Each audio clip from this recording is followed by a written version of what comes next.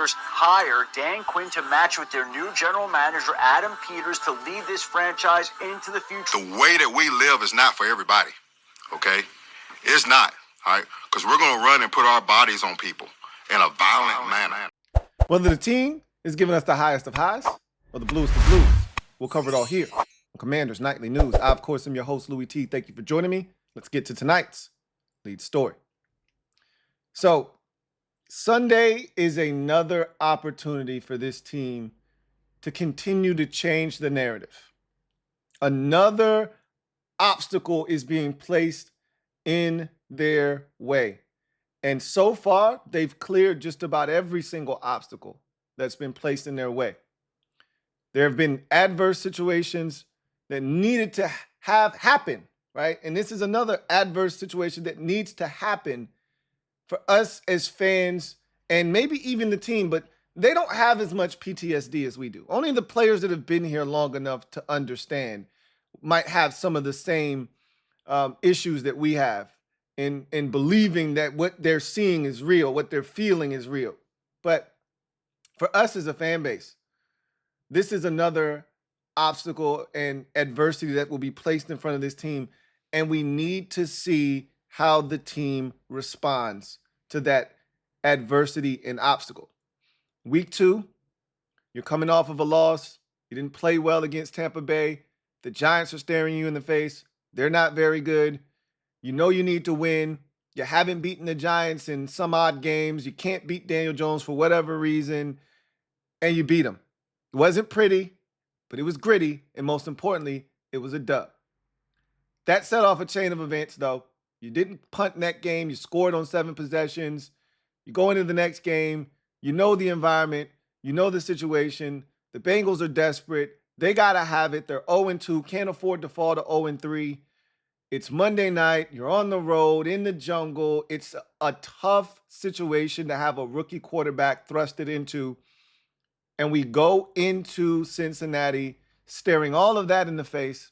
They come out, they score a 45-yard touchdown on the opening possession. They make it look easy. It looks like it's going to be one of those nights. They're about to rough us up on national television. The offense stems the tide, settles us down, scores points. The defense settles in a little bit, and we're able to win that game. Jaden Daniels goes bananas, 21 of 23. Sets, completion percentage record, throws the dime to Terry McLaurin, 2 of them, including the game clincher, and it changed everything. Sent this team sort of into a different stratosphere, right? That got us on the national, into the national consciousness. But that was a hurdle. Going on the road in that environment against that quarterback who is playing at that level that night, and to win in that environment with what they had on the line, dropping to 0-3, staring that in the face, it's a big obstacle to overcome and clear. Not something we would have done in the past, obviously. Not with the way Joe Burrow and the Cincinnati Bengals offensively were playing that night. They scored 33 points. This wasn't one of those games like when we beat the Steelers and the Steelers only scored, 14 points or whatever. It wasn't one of those games where someone played down to our level. No, we played up to theirs and exceeded it and got the dub.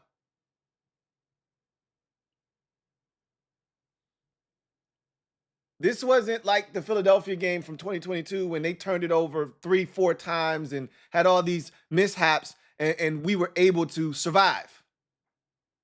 No, we went in there and we took that game from the Cincinnati Bengals.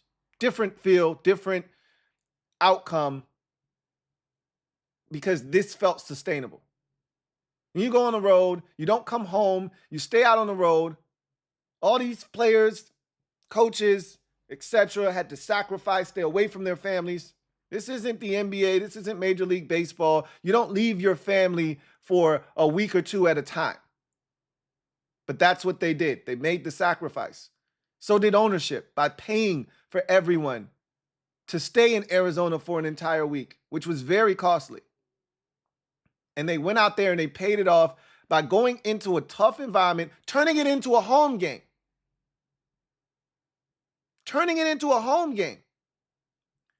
Playing a Cardinals team that the week before had pushed the NFC Championship team, Detroit Lions, from a year ago to the brink. And the week before that had stomped the mud hole in the Rams 41-10. We went in their building and beat the brakes off of them 42-14.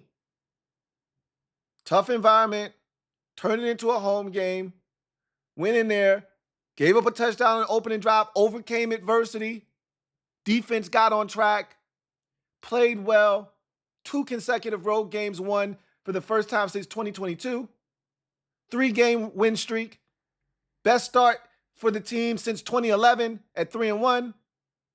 All of these things, and now all of a sudden, you're not in the national media's consciousness. You're now the national media's darling. You can't go anywhere without hearing about Jaden Daniels this, the Commanders that, Cliff Kingsbury this offense that. Jaden Daniels is the best this. Jaden Daniels should be in the MVP conversation. All of this shit is crazy. It's foreign to all of us. Well, it could go away just like that. Lose to Cleveland on Sunday. All of that shit goes away up in smoke.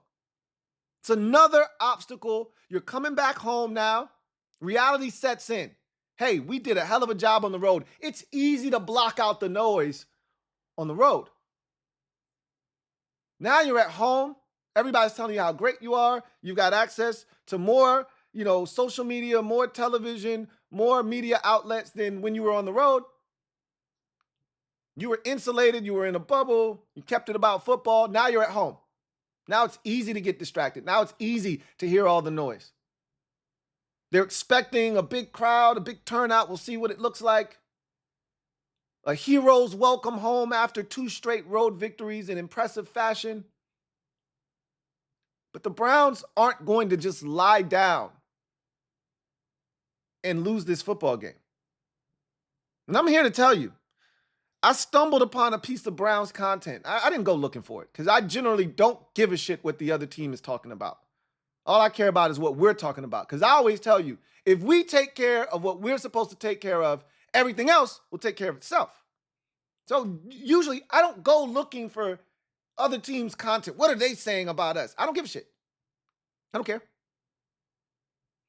But I just happened to stumble upon a piece of Browns content. And they talked about the desperation level of the Browns this week. They said this is a must-win game. I've heard that before. Going into week 3, on the road, Monday Night Football, against another AFC North opponent. It was a must-win game for Cincinnati, and we didn't give a shit. That wasn't our problem.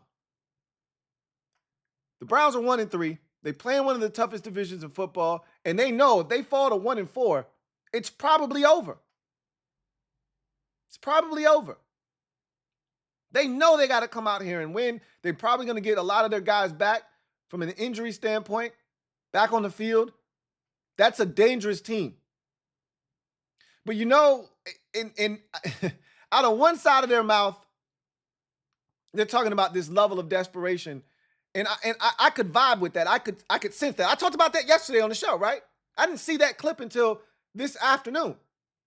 So I could sense that, right? I talked about that yesterday. You don't think they're going to be desperate? Falling to 1-4 in that division? They haven't played the likes of the Steelers yet. They haven't played the Bengals yet. They haven't played the Ravens yet. You think they're going to survive that division starting off 1-4? I don't know what the rest of their schedule looks like, but that division is hell. And starting 1-4 isn't doing you any favors. But then, after saying that this was a must-win, they still looked at us. And then this shit got me hot. They still look at us. And, there's a level of pride I take in dispelling the notion of we're the same old Commanders. People just expect, again, if you're not paying close enough attention, what would a Browns fan give a damn about what the Commanders are doing unless, You watched the Monday night game when we beat Cincinnati, where they probably had a vested interest there because we were playing a team in their division. And they knew they had to play us in a few weeks. But they don't give a shit about what the Commanders are doing. They're 1-3. They got their own problems to worry about. So the last thing they're concerned about is what the Commanders are over here. All they know is when the schedule came out, they looked at the early start for the Browns and they said, hey, we got a chance to get off to a fast start. We got Dallas. That's going to be tough. And if we don't win that one, it's fine. We have Jacksonville, Vegas, and the Commanders after that. We should start no worse than 3-1. No worse than 3-1. And so the guy said, this is a must-win game. He says, I don't do must-win unless it's win or go home, right? Where your back is essentially up against the wall. You're playing a playoff game. You're playing a game to get into the playoffs. If you don't win, you're out. It's an elimination game, essentially. I don't do must-win games, but this feels like a must-win game in week 4. And he said, this is the last game of the soft part of the schedule. If we don't win this game and we start 1-4, you're going to essentially need to win 5 straight at some point throughout the season to overcome the slow start. He says there's not another pocket where you can win 5 straight. And then he named a pocket of 5 games. Steelers were in it twice. He said, are we going to beat the Steelers twice? And I said to myself, are you going to beat the Commanders on Sunday? That's what you should be worried about. But that's nor here nor there. I only brought that up to say that we haven't done anything yet. All we've effectively done is announce to the NFL that it's not the same old Commanders. But still, there are some out there who ain't hearing us, though. You ain't hear me, though. That's cool. Those who don't hear, a wise woman once told me, those who don't hear, they feel, right? This is a different group. I believe in the staff. I've told you this a million times. Probably sound like a broken record, but it feels different because it is different. And it's different because of the mental makeup of this team. And it starts with DQ. He set the tone. He set the environment. He set the scene. These players believe. Another big part, Jaden Daniels. I call it the Jaden Daniels effect.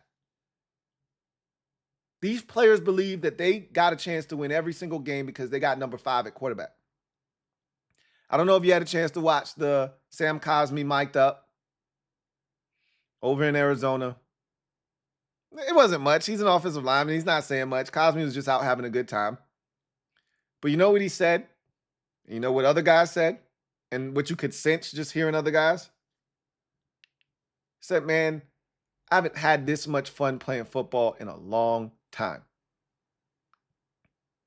And he's sitting next to Tyler Biadasz. And Biadasz is like, yeah, man. And Andrew Wiley. Another thing that I think a lot of us discounted, and I brought it up briefly in the preseason when we were like, man, they need to get Wiley out of there. And I remember bringing it up because somebody had brought it up to me. And I said, you know what? That's a good point. I haven't even considered that. So I brought it up to you guys. And that's the continuity that exists between Cosmi and Wiley. And you could see that. Listening to him talk to Wiley on the sidelines, you know, that's the guy that he was sitting next to pretty much the entire time. He's sitting on the bench. He's like, man, they got cushions on these benches. This is nice. And Wiley's like, yeah, this is some high quality stuff right here, man. You know? But it was listening to him talk about how much fun he was having and hearing other players echo those sentiments, how much fun they're having. Winning is fun. Winning 42-14 is a lot of fun. How many times you think Terry McLaurin's done that in his career here in Washington? Yeah, he used to do that all the time at Ohio State. How many times you think Jonathan Allen and Daron Payne have done that since they've been here in Washington? Not many. They did that all the time at Alabama. Beat the brakes off of teams. Mercilessly. Haven't done that many times here in the NFL. Deron Payne cheesing ear to ear in the locker room talking about how good it feels to have 5 at quarterback. How he said, I'm drinking Gatorade on the sideline, and it feels good knowing they about to go score a touchdown. I don't got to rush to drink my Gatorade. I can relax because I know whatever the score is, when we go back out on the field, we're going to be winning by more or trailing by less. Whatever the case may be, they're going to score points. Feels good. Jonathan Allen is still suffering from PTSD. He's having a good time, but he's like, hey, we started 6-2 back in 2018. I remember. That shit didn't end well. And I'm like, hey, John, this ain't that though, bro. But I get it. I understand. I'm fully aware. All right. Everybody's experiences are different and how they interpret situations is different. He just wants to make sure that the coast is clear. If you want to make sure the coast is clear, you got to win games like this one on Sunday. And I'm telling you right now, the Browns are hungry. And I watched their game against the Raiders again because I needed to watch, because we were playing at the same time that they were playing. So while I had one eye on that game, I wasn't focused in on that game like I should have been. So I went back and watched it again just to see if I could pick up a few things. And I did. We're going to talk about that today. This is another hurdle, another obstacle. How is the team going to respond to 2 straight wins on the road, 3 straight wins overall, everyone telling them how great they are, new media darlings? You're the best team in the division. Technically, you are. You're at the top of the division.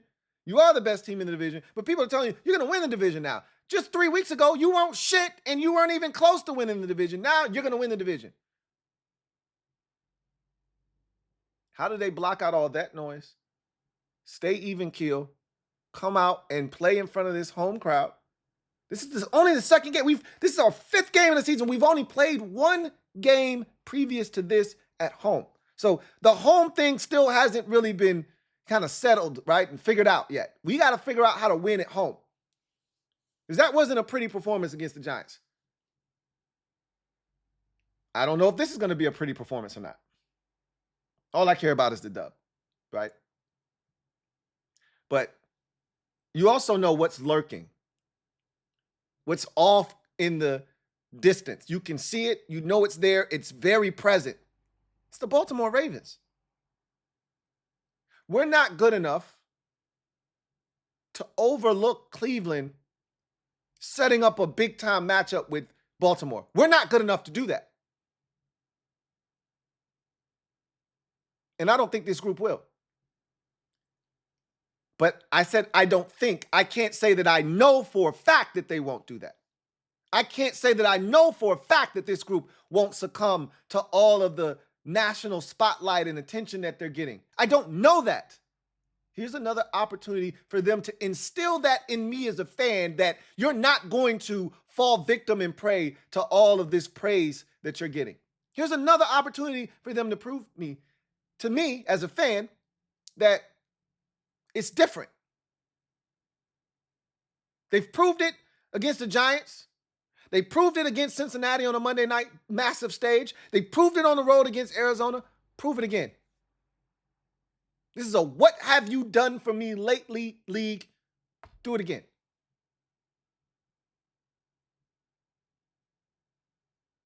This is going to be a tough challenge. It's the best defense we've seen, and this is a desperate, just like Cincinnati was. We saw what they did in that game. They were desperate, and they scored 33 points in a lesser effort, just a slightly lesser effort from us. We lose that game. They were desperate. You're going to get the same desperation from the Browns, and if you do not match that energy and intensity, and I said this yesterday, you will lose this game. I hope the fellas are ready. I believe they are, but they got to show us.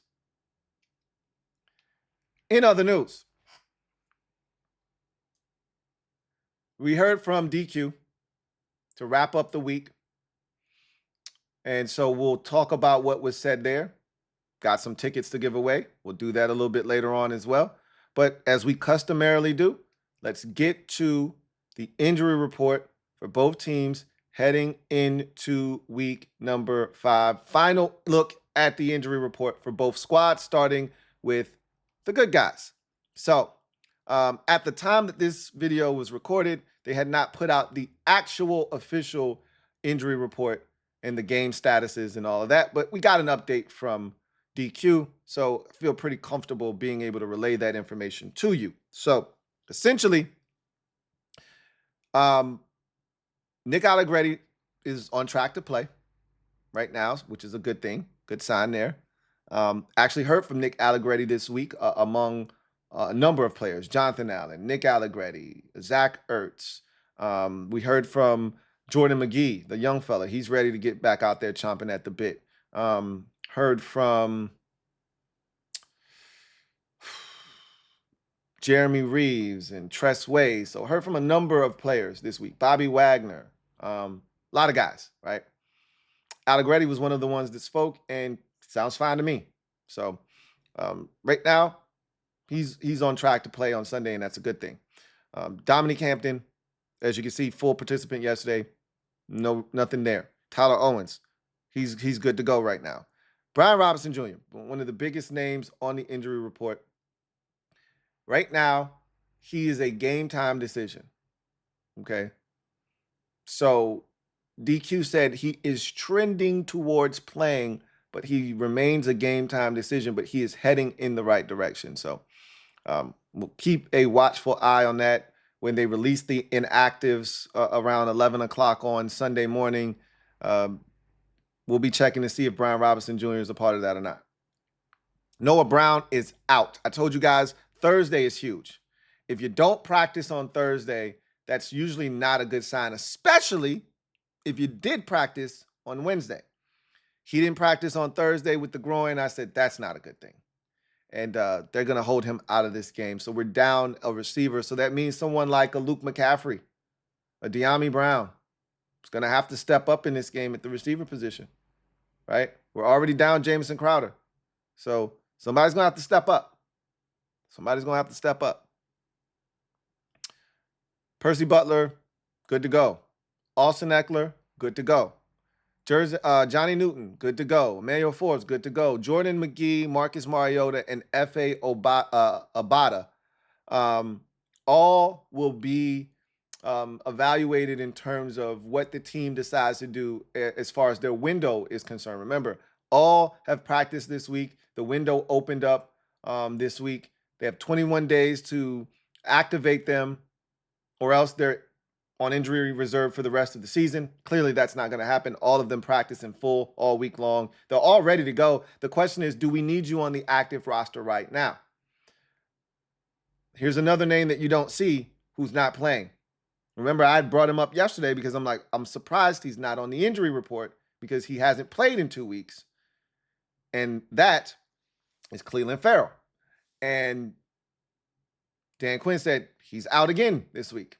So very surprised. They're not going to put him on IR, he said, despite him not playing for the third consecutive week. They feel like he's very close to playing, but they don't want him to be yo-yoing back and forth. They'd much rather just continue to sit him out until he's ready to go, and then they're hoping that he'll be ready to go and they don't have to deal with this again. But he's out. And being that he's out, I think that means that F.A. Obata is in, right? I think a Jordan McGee is in. Now, do you have to activate Marcus Mariota right now? Maybe. Maybe not. We'll see. I think all three of those guys are probably going to be activated prior to Sunday's game. And obviously that means other guys have to be demoted to create the roster space for those three. So we'll see what happens in that regard. But Quan Martin's shoulder, he's just fine. So right now, it's looking good for the good guys. The only two guys that are out definitely are Noah Brown and Clelin Ferrell. Everyone else has a chance to play or is playing. And the only other guy that really is up in the air is Brian Robinson Jr. Nick Allegretti, as long as he doesn't have any setbacks, should be out there. And that's a big boost to the offensive line. Now we get to the ops, and they had a lot going on this week. So let's go through it. My prayers were answered as far as Nick Chubb not playing. And I read an article yesterday that led me to believe that he wasn't going to play. And I felt it put me at ease But I didn't want to talk about it because I didn't want to jinx it. But the article pretty much said they had talked to Nick Chubb, and he's like, man, I feel great. It's a blessing to be back out here. And he said, I don't know when I'm going to be back out on the field, in a game capacity. But when that time comes, I'll be ready. And I was like, that doesn't sound like a guy that's playing this week. And he's not. I'd love for him to make his debut this season next week against the Philadelphia Eagles. That'd be wonderful. Fan-effing-tastic. Anyway, he's out. Jack Conklin, dealing with a hamstring injury, questionable. I think he's going to play. But I also thought Lane Johnson was going to play last week, and he didn't play after practicing, during the course of the week. So I got my fingers crossed that Jack Conklin can't go. The Browns head coach, Kevin Stefanski, has already said, we've got a plan in place in case both of our starting tackles can't go. Conklin being one, the other being Jedrick Wills. So we'll see, right, what happens there. Michael Dunn has been dealing with an illness. He is questionable. I think he's going to play. We'll see what happens there. I already told you Myles Garrett was playing. You didn't need to be concerned with him. I told you Jordan Hicks. I wasn't sure if it was the Giants game or the Raiders game. I went back and watched. He got injured in the Raiders game. I knew it was one of the two games. He's going to be out. And I told you I didn't think he was going to play. When he left, it looked significant. He's out of this game. Nyheim Hines, I thought he was going to play. He'd been practicing all week. He's out. James Hudson hadn't practiced in a couple of days. Well, didn't practice yesterday with a shoulder. He's out. So that's significant there because they got a ton of injuries. And he was one of the guys that stepped in at left tackle because of the injury to Jedrick Wills. So if he can't go and Wills can't go, they're in some deep shit. But I digress. Everybody else, the next three guys, DeJuan Jones, Jerry Jeudy, Greg Newsome, we already said all those guys were going to play. David Njoku remains questionable. He's playing, man. Until he's not playing, my mind had already been made up 4 weeks ago when he got injured against Dallas and he missed the next two games. I said, watch, he's coming back against Washington in week 5. Well, it's week 5 and he's coming back against us. He's questionable. He's going to play this week. Pierre Strong, questionable at the running back position with a hamstring. Jedrick Wills, as I mentioned, questionable at tackle. If he can't go, it's massive, especially if he and Conklin can't go. They're really banged up at the tackle position with James Hudson also not being able to go. You're talking about the 4th or 5th tackle on your depth chart starting in this game. Like, I still think those guys are going. Jedrick Wills and Conklin are both going to go. But Alex Wright, I told you I didn't think he would go with the triceps injury. He is out of this game, and that hurts their defensive line. So everything else looks the part. We're going to get a relatively healthy Browns defense. It's the injuries that we just talked about, none of them are on defense, okay, except for Alex Wright. The defense is still intact. They're still a good group. It's the offense that has a ton of injuries, specifically the offensive line. And so we need to try and take advantage of that if, in fact, some of these guys aren't able to go. So let's get to DQ and his presser today and what he had to say. Obviously, he addressed the injuries. He addressed the guys coming off of their respective lists, whether it's IR or the PUP list. And he said he and Chef P will sit down and kind of discuss what they think the next moves should be, whether it's to activate those guys or to, wait until next week and reassess the situation. So I think with Clee being out, it makes it a no-brainer to activate F.A. Obata. And I know they're chomping at the bit to get Jordan McGee back. The only guy that I could see them saying, yeah, we don't have to necessarily activate him now is Marcus Mariota, but why not, right? Why not activate Marcus Mariota? So we'll see what they decide to do. He talked about, this game, being prepared, understanding you're coming home, a lot of fanfare, a lot of, attention being placed on this team. And they got to, kind of stay locked in. And he said, we're not riding a roller coaster. Remember, I talked about this season before it started being a roller coaster. There will be ups, there will be downs, there will be twists, there will be turns, there'll be peaks, there'll be valleys. And DQ said, after the Cincinnati game, we're not buying any tickets to the roller coaster. And he reiterated that today. We're not riding the roller coaster. We're staying even keel. And it starts with our quarterback, and we know that this kid is locked in and he stays even keel. Despite all the awards and all the records, he's still the same Jaden, and that's why he's been so effective to this point. He talked about, the different changes that they've seen, and with this offensive line in particular, he talked about the staff, and he gave them credit, and he talked about, the assistant offensive line coaches, and how he came in contact with them, and how O-line Bobby Johnson's doing a tremendous job, and how the nucleus of this offensive line is on the interior. Things that he said before, he just reiterated them, and then added in the coaching element, talking about some of the assistants and how they've done a really good job, and how he met one of the assistant coaches through the one of those, I think it was the Bill Walsh little program that they have where they give young aspiring coaches an opportunity to do like an internship. He had this guy come in Atlanta, and he said, I stored him around in the memory bank for if I ever got an opportunity. This is a guy that I think I would be really, looking forward to giving an opportunity to. He was really impressive. So one of the assistant offensive line coaches who he's talked about has done a really good job. And he's made sure to point that out. And he said, all three of the coaches on the offensive line come with different mentalities and different perspectives, and they've done a really good job of meshing those things together and helping this line kind of gel and grow together. He talked about, obviously, being down Noah Brown and how, that sucks. He had been playing really well, but, other guys are going to have to step up. That's what this league is made of. He talked about Jaden Daniels and the VR training, and he said, the first time they really encountered the VR is when they went to visit Jaden at LSU and they saw the VR thing for the first time. And he said the thing that makes the VR training so unique is that it is tailored specifically to your situation. So they can set it up and have it be specifically to whatever it is you need to work on. And he said that's the really cool part about it. And he said they've encountered different technologies throughout the course of their time coaching, and he said a lot of these things haven't been ready for use. Like this thing isn't ready, right? It's not good enough.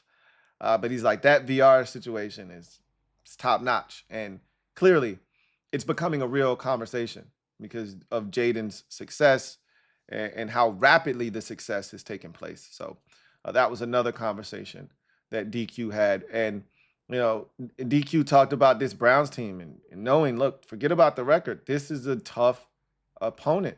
Defensively, they're going to be ready. We have to match that. And that's what I've been kind of echoing, this entire week is like, don't look at the 1-3. Don't look at how they've struggled. I've made jokes about the Browns, when we were talking about it on the Super Friends, the Cowboys beat the Browns, the Giants beat the Browns. Like, yeah, that's fine and dandy, but we're not the Giants. We're not the Cowboys. We're not good defensively yet. Not that those teams are either, but they were able to take it to this Browns team, and they didn't have to deal with David Njoku, and they had offensive lines, especially the Giants, that this Browns line was compromised. That may not be the case for us. We may get them at full strength offensive line wise, and they're going to have David Njoku more likely than not. And so they may be, close to full strength, just missing Nick Chubb. And we may have to deal with some things that, some of the other teams didn't have to deal with. David Njoku got injured relatively early in that Cowboys game, right? So this is going to be a tough challenge. And anybody that thinks it won't be, you're sadly mistaken. And so that's essentially what DQ said in his press conference. And he's looking forward to the challenge, as am I. I'm so excited. I've just been, like I told you, watching the Sam Cosmi mic'd up, he was bubbly, right? He was so excited. He was like, man, I'm having so much fun. And so many other players echo those sentiments.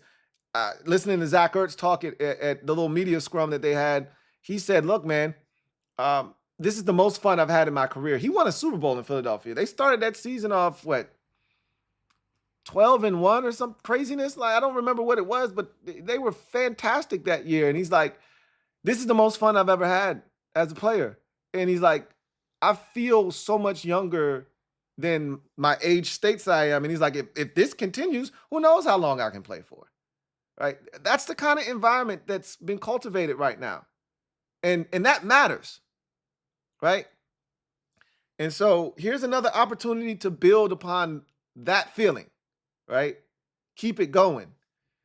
And so we'll see if they're able to achieve that. And again, I said, we have to do our part as fans to create an environment at Northwest Stadium that gives these guys the juice that they need to go out and perform. One of the things that was pretty cool too during that mic'd up for Sam Cosmi is they're standing there for the national anthem, and Sam Cosmi's like, yo, a lot of burgundy in here, man. A lot of burgundy. He's saying that at the national anthem. So he's already peeped the scene, surveyed the stadium, and he's already seeing. And I've heard players, Bobby Wagner said, there was a lot of burgundy in Cincinnati. There's a lot of burgundy in Arizona. He's like, I'm looking forward. So the expectation is that this place is going to be rocking on Sunday. I hope we hold up our end of the bargain. I'm doing my part. Speaking of which, let's give away 2 tickets to a member of the mob. Y'all know what it is. Stand up. We in the building. Good luck to all of you. Let's see who's getting these tickets.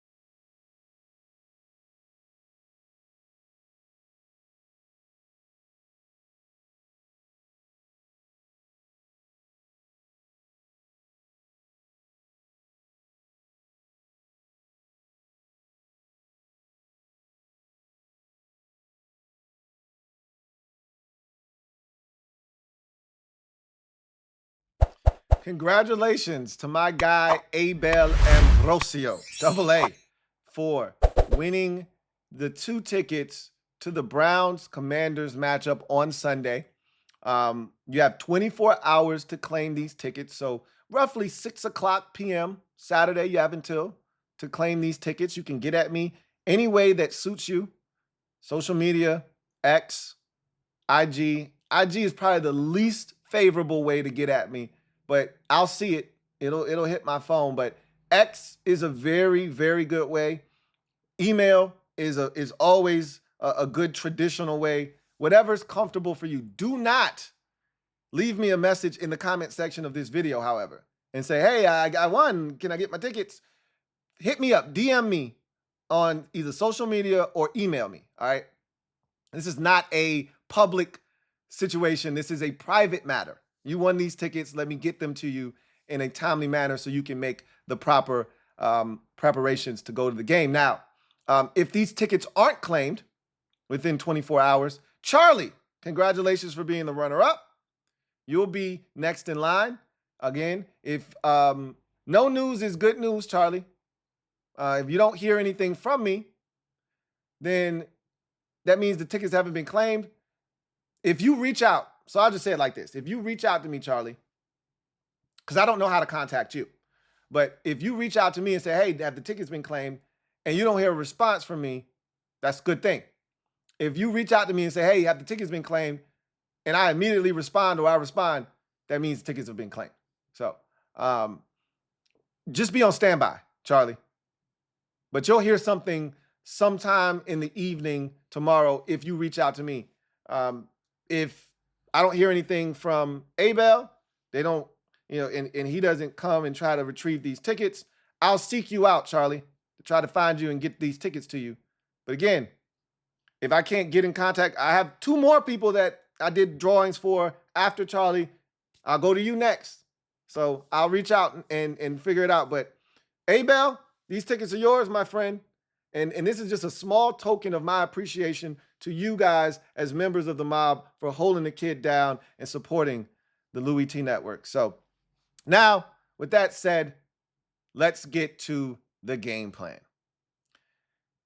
Offensive keys, I have 4. Defensive keys, I have 4 in this big matchup against the Cleveland Browns. An opportunity to get to 4-1, which would be the best start that this team has had in ages. I don't know the last time we started 4-1. Last year I said, one of the things I've longed for is being good, like early. Like get to the middle of the season after 9 weeks and you're 8-1 or you're 7-2. I was like, when's the last time we did that? And not that 2018 bullshit, because that felt like a house of cards. I remember in that year, we were saying, man, we're not very good on defense. We had the Drew Brees porn night that year. The Falcons came and smacked us around. We weren't good defensively, and we knew it. The Bucks had 500 yards of total offense with Ryan Fitzpatrick at quarterback, and they turned it over like 3-4 times, and they missed 3 field goals. And that's why they only scored 3 points, and we beat them 16-3, but we knew we were trash on defense. It felt like a house of cards. And once Alex Smith got hurt, that house of cards came tumbling down. That is not this. And you got a chance to get to 4-1. And you really need to get to 4-1 because next week, I don't think anybody expects us to win that game. Now, there'll be some fans that say, hey, why not us? And I agree. Why not us?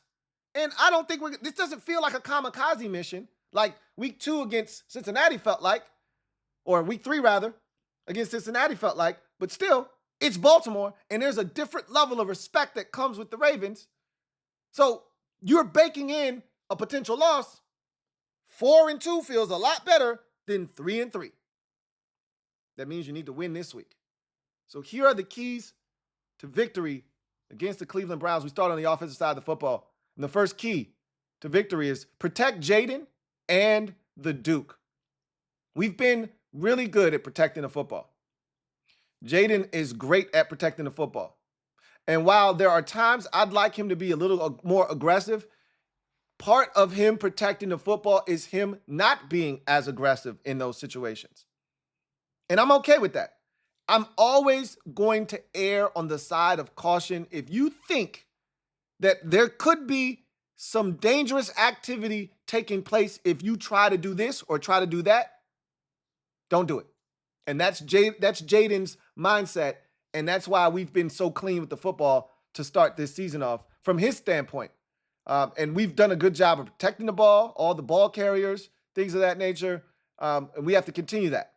So protect the Duke. Don't turn it over. Again, if you think you're better than a team, one of the easiest ways to allow them to stay in the game or possibly beat you is to turn the ball over, make mistakes, penalties, etc., etc. Do not beat yourself. But you have to protect Jaden in this game. Myles Garrett is the first of probably 3 or 4 premier pass rushers that we will see this season. He is a different breed. This isn't Arizona last week where you couldn't even name one of their defensive linemen. This isn't the Cincinnati Bengals where they had Trey Hendrickson and he's really good. He ain't Myles Garrett. He's never won Defensive Player of the Year. All right? Yeah, he's really good. He ain't Myles Garrett. Hell, he's probably better than Zadarius Smith, but it is close. At this point of Zadarius Smith's career, Trey Hendrickson might be better than him, but Zadarius Smith is still a problem. Like, they're good up front. They're good defensively. And so this is going to be the biggest challenge this offensive line has had this season to date. All the lauding and praising that's being done and all of the love that's being shown to this offensive line, they're going to be put to the test this week. You have to block 95. I watched him in that Raiders game this past week, and he was a menace. Even when he doesn't get to the quarterback, he gets to the quarterback. And he can draw holding penalties. And we've been looking at the young fella, Brandon Coleman. We'll find out a lot about Brandon Coleman this week, won't we? If he's really up to the challenge, we'll find out this week. Because he's going to get a lesson in NFL tackle 101 from one of the premier pass rushers in the NFL right now. And don't think for 1 second that once 74 hits the game, they won't line up 95 across from him every single time. Run or pass.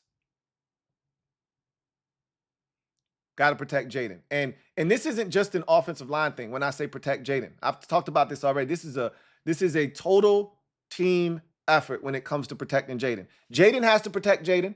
The offensive line has to protect Jaden. The run game has to protect Jaden. And Cliff has to protect Jaden. It's a total team effort. It's not just the offensive line. But they will be front and center when it comes to protecting Jaden. And this is going to be their biggest challenge yet. Let's see how they handle it. Second offensive key to the game. Win first and second downs. Stay on schedule. This is big. I just talked about protecting Jaden. I just talked about Myles Garrett. I just talked about Zadarius Smith. You stay out of third and long, you neutralize those guys. You stay out of third and longs, which we've done a fantastic job of this season, which is why we're number one in the league in third down conversion rate, because we stay on schedule. We stay on time. We stay in third and manageable. We stay in third and short. And even if it's not a manageable situation, we get to fourth and short where we're perfect on the season in fourth down conversions. But you have to stay on schedule. You cannot find yourself in third and 9 and third and 10, which means you can't have early down penalties. You can't have sacks. Can't have lost yardage on runs and screens and things that don't work out. You have to stay ahead of the sticks. You cannot play from behind with this team in terms of the down and distance marker, because if you do, and it's third and 8, here comes Myles Garrett, and I'm not sure we're going to be able to block him, especially not one-on-one. And I don't even want to entertain that. Let's not even do that. The way to avoid that is to win on first and second downs, setting up third and shorts, or, hey, what a novel concept. You can get a first down on first down. You can get a first down on second down. You don't have to wait to third down to get a first down, right? But in the event that you do, make it third and short. So the ball comes out quickly, or you can run the football, or you can stay away from those obvious passing situations where Myles Garrett can terrorize you and impact the game. Win on first and second downs and stay on schedule. We've done a fantastic job of doing that this season. Outside of the Buccaneers game, need to see that continue here against the Browns. Number 3, and this is a big one. Score 24 or more points in this game. The Browns have not done it this season yet. In no game this season have they scored 24 or more points. As a matter of fact, in no game this season have they scored 20. Not once. 10 against Dallas, 18 in their only win of the season on the road against Jacksonville, 15 against the Giants, and 16 last week against the Raiders. So if you score 24 points, you should theoretically win this game. Now, again, our defense, different breed. I don't know what defense is going to show up, so I can't tell you that 24 will be enough. But if you score 24, you give yourself a damn good chance to win. And anything above 24, I feel confident that we will win this game. So that's the first part of that. Score at least 5 times. Again, you're playing an offensively challenged team to this point. And again, they could explode on Sunday against our defense. Wouldn't be shocked if that happened. But if you score 5 times with at least 3 of those 5 scores being touchdowns, you will win this game. You will win this game. You will win this game. If you score 5 times with at least 3 of those 5 scores being touchdowns, you will win this game. Anything over 3 touchdowns scored by the good guys, and it's definitely a win, because the Browns cannot win a shootout as they're currently constituted with the way that they've been playing. Score points is essentially what I'm telling you to do. That's been the movement all season. Hey, finish drives with points. I don't care what they look like. Just finish drive with points. This is more imperative than before, because much like the Giants game, the Giants couldn't score. We finished drive with points. It wasn't ideal going 0 of 6 in the red zone, but guess what? We made all of our field goals and we won the game. This is another one of those offensively challenged teams. If you just score points, you're going to win the game. They need us to play down to their level offensively for them to have a chance. They can't play up to our level. So don't play down to theirs. It's really simple. And then the last offensive key is hit them where it hurts. It's right up the middle of their defense. Okay? You can run the ball on the Cleveland Browns through the teeth of their defense. This is a fast, free-flowing, aggressive, physical defense. If you try to beat them to the perimeter, you will lose almost every single time. Don't do it. I don't want to see any tosses this week. I don't want to see any wide receiver screens this week. I would avoid all of that shit altogether. This is not the week for those perimeter runs, for those perimeter throws. Like, if you're going to try to get 3 or 4 yards on a pass, quick out, right? Something easy, stick route to the tight end. That's what I want to see. I don't want to see anything that takes us to the perimeter that allows the Browns to use their team speed defensively, because JOK is a missile. Myles Garrett can get to anywhere on the field. Their linebackers run, their safeties run and hit like nobody's business. And their corners don't mind coming up and being aggressive in the run game. And everybody is fast and everybody flies around. And I don't need to see us trying to get to the perimeter. You're asking for, I don't want to see Brian Robinson on a toss. That's been one of our staple plays throughout this season. Not this week. You're asking for a 6-yard loss. I'm good. I don't need to see that shit this week. Beat these boys up the middle, where they're vulnerable. I watched the Raiders gash them up the teeth of their defense. We can do it too. We can do it too. But I don't want to see anything outside, slow developing, none of that shit, because they're too fast for that. And you'll lose yards. And now I said we got to win first and second down, stay ahead of the sticks, and get to manageable third down situations where we shine, where we're the best in the NFL. Keep us out of those obvious passing situations so Myles Garrett can't sink his teeth into our offense and affect the game. Stay away from those perimeter runs. Stay away from the wide receiver screens and the things that are slow developing to the perimeter where they can use their speed to get to the ball and make plays. This ain't the week for that. Defensive keys. First one. Keep Deshaun Watson in the pocket and tackle. Tackling is going to be paramount this week. Not that it isn't every week, but this week in particular. Here's why I say that. If you've watched the Browns, and I've watched every single Browns game, part of the reason Deshaun Watson is one of the lowest yards per game quarterback in terms of passing yards in the league this season is because he checks it down a ton. When he drops back, if he doesn't like what he sees, he's going to check it down. And he's not afraid to check it down. And he'll throw it behind the line of scrimmage to a running back.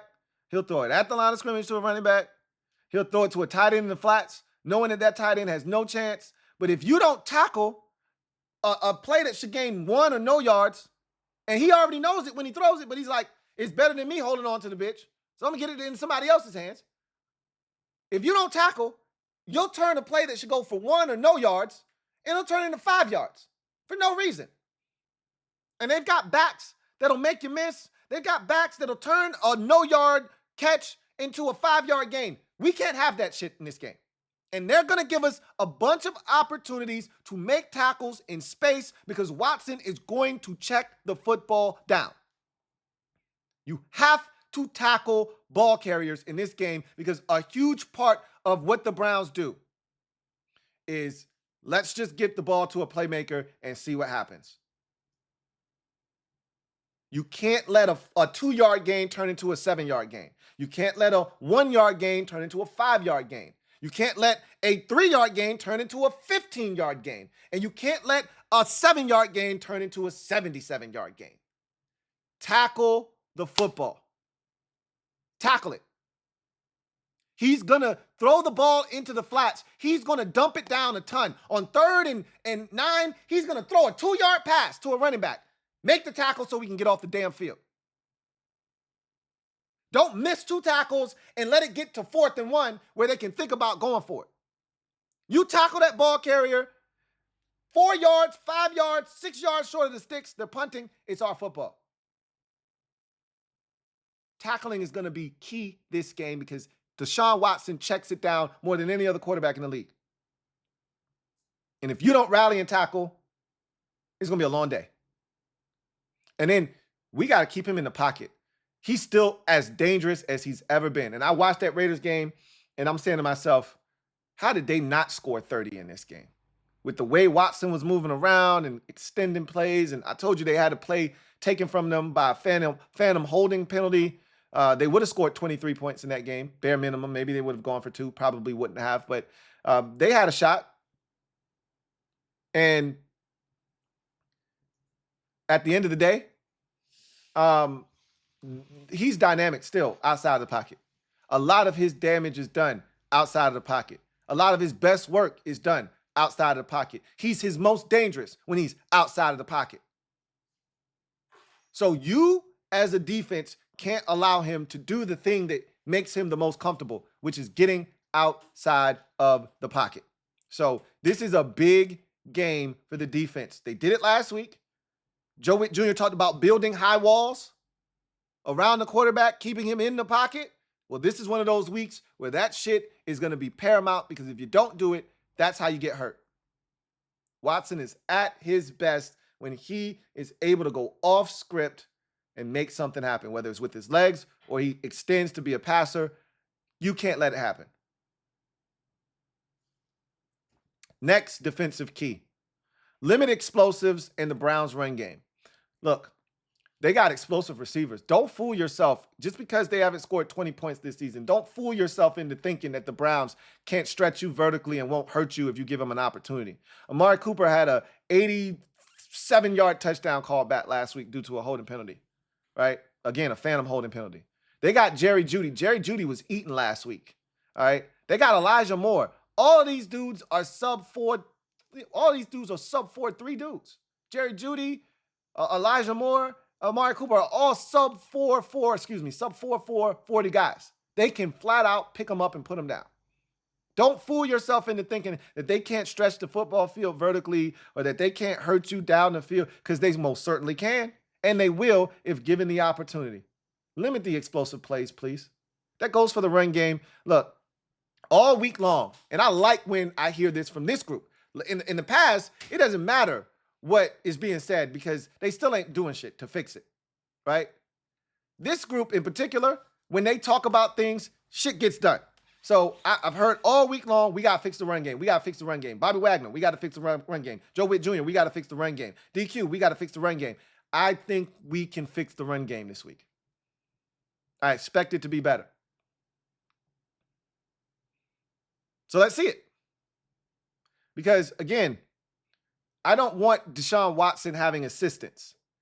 I like Deshaun Watson when he feels the need to have to put on his Superman cape because his shit is deformed, and it usually results in them having turnovers and mistakes when he decides, I got to do it myself.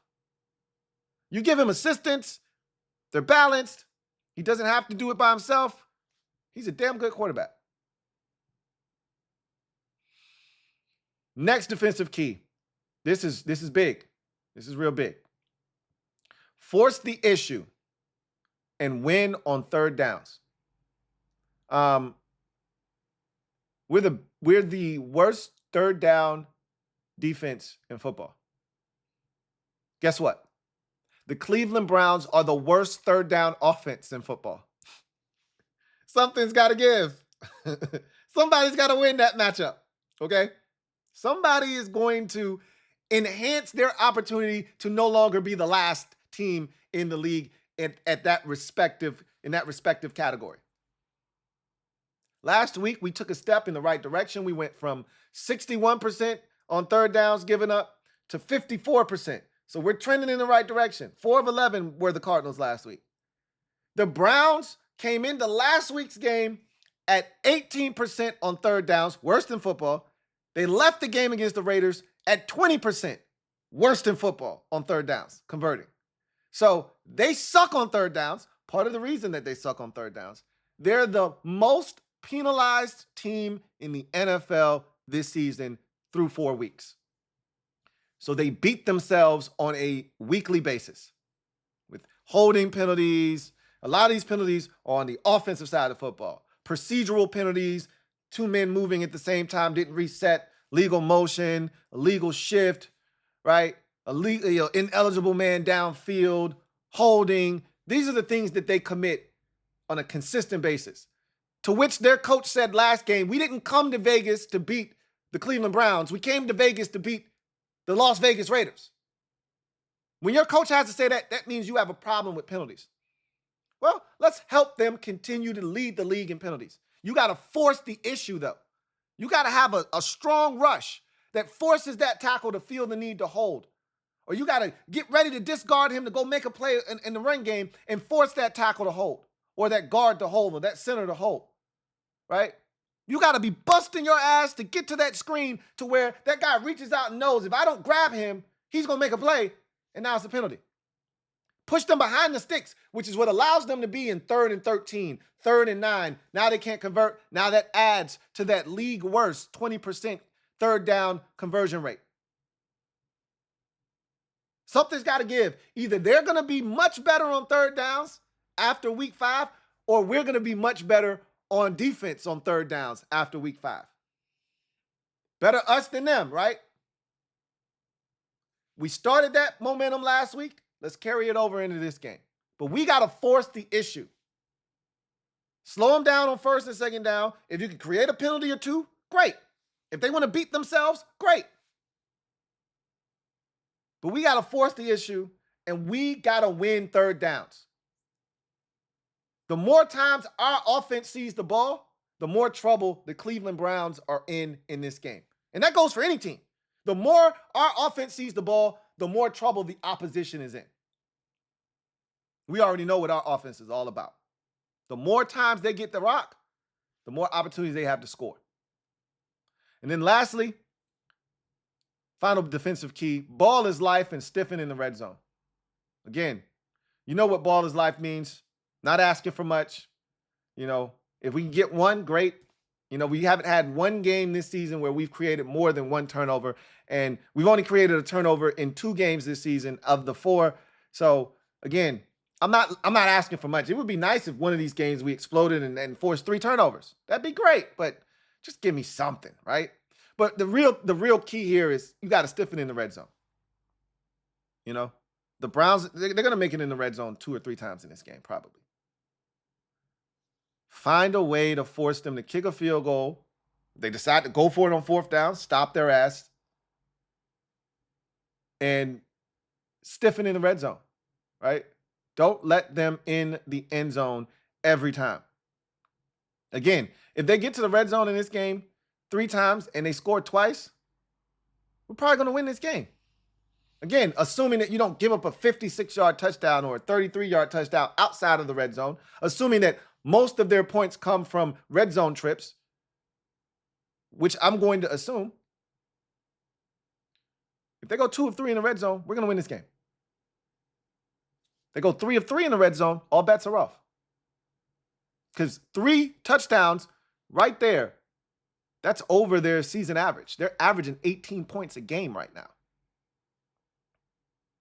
So if we somehow can't keep them out of the end zone, you're making it hard on yourself. And they got our old buddy, old pal, Dustin Hopkins. And I saw Dustin up to his old tricks last week. They lost the game 20-16. You know why they lost the game 20-16? Dustin missed an extra point. Does that sound familiar to you?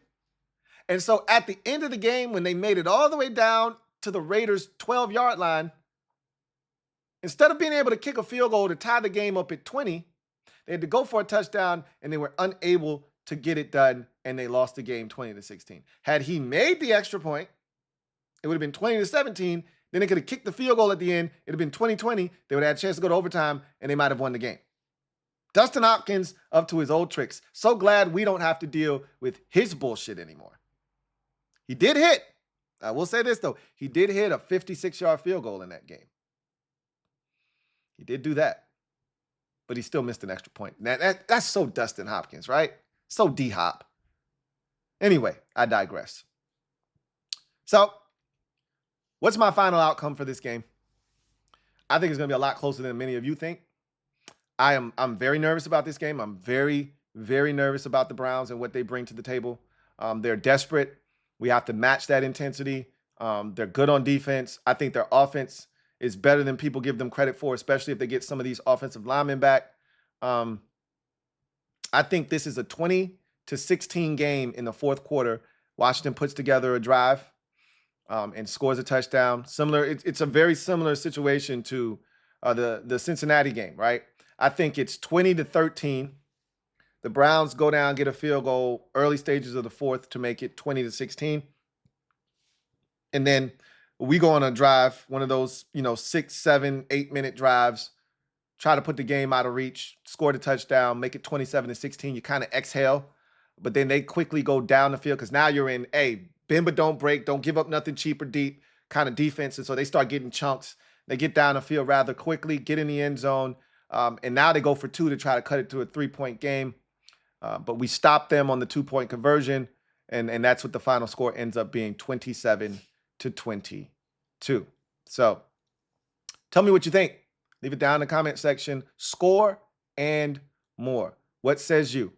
How does this game go? What do you see happening? Leave it down in the comment section. Can't wait to read your responses.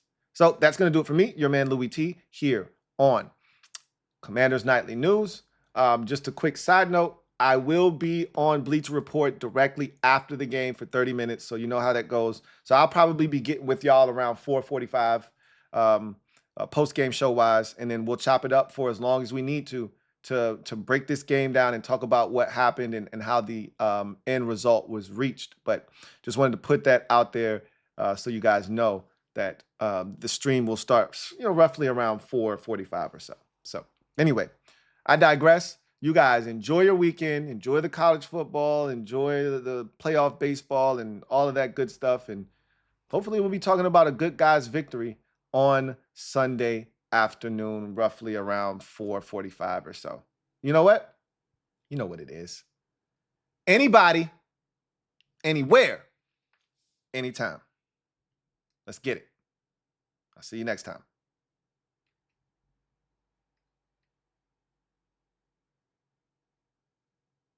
Here comes the diesel. Here comes the diesel. There's the snap, hand to Riggins. Good hole. He's got the first down.